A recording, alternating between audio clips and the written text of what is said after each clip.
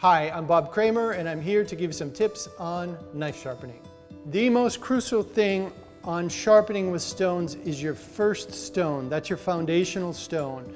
The purpose of the first stone is to set up the wire edge. So you're not done with the first stone until you feel the wire edge. This is really important.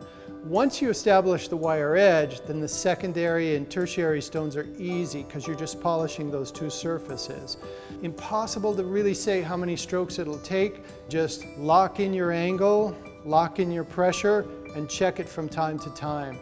At first you may not know how long it'll take before it shows up, but once you feel it, then you know you've established it. A wire edge does feel like a rolled edge, but a wire edge is only going to come off when you're sharpening with sharpening stones.